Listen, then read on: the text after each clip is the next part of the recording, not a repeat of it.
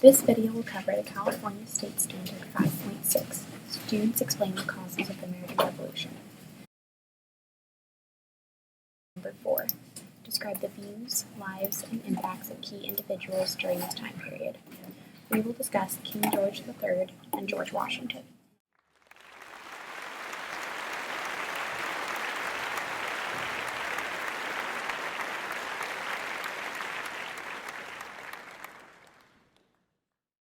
First, we will be talking about King George III. King George became King of Great Britain and Ireland in 1760.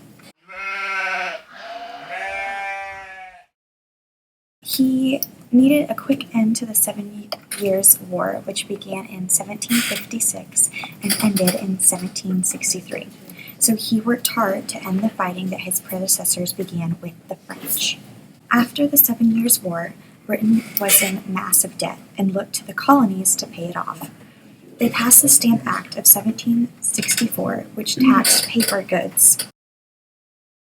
2 years later, in 1766, they repealed the Stamp Act, but the colonies were now full of mistrust of Great Britain. In 1773, Britain passed the Tea Act, which caused the Boston Tea Party and eventually led to the Revolution. In reality, parliamentary ministers, not the crown, were responsible for colonial policies. However, King George III backed the Prime Minister when they passed the Stamp Act and the Tea Act. He was indirectly responsible for these laws in the colonies.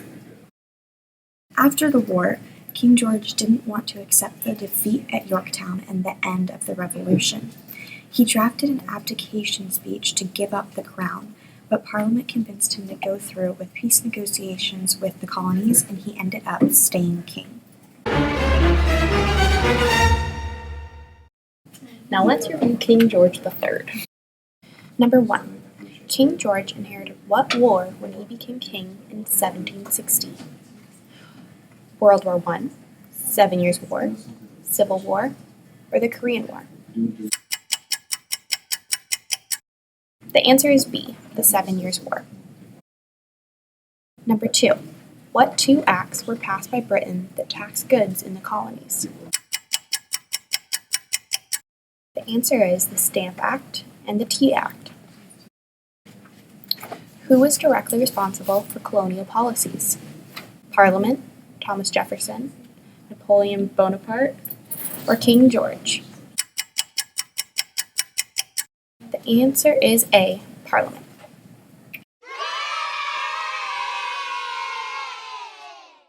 Now we will be talking about George Washington.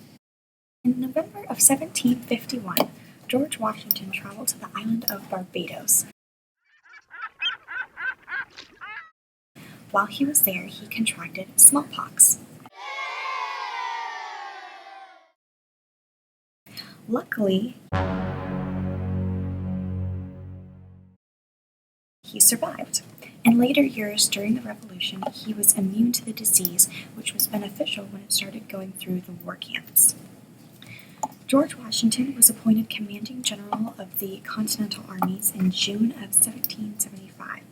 He was also the president of the Constitutional Convention, which allowed him to be the first person to sign the Declaration of Independence in 1776. Later that year, Washington won the Battle of Trenton. Then, in 1781, Washington led the troops to victory at the Battle of Yorktown, which ended the Revolutionary War.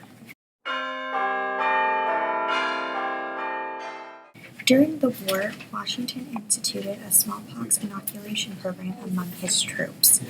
Historians have said that was a major deciding factor of the outcome of the war and was one of the best decisions he made.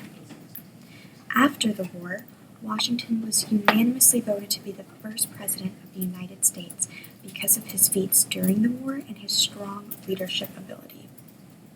Later, as president, he had a strong interest in westward expansion and worked to secure more territory and trade routes for the United States.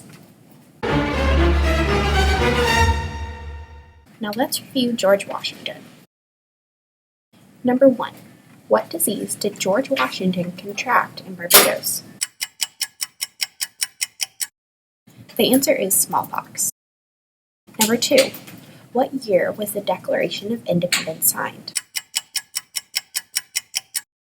The answer is 1776. What do historians consider to be one of Washington's best decisions during the war? Crossing the Delaware River, aligning with the Marquis de Lafayette, his smallpox inoculation program, or getting new dentures? The answer is his smallpox inoculation program.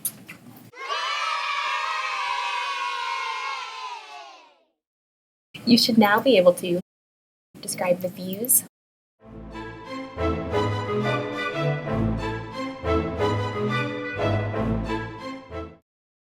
lives,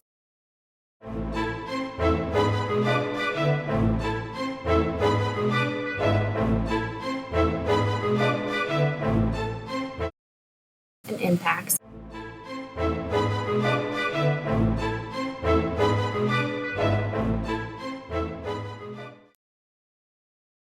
of King George III and George Washington in causing the American Revolution.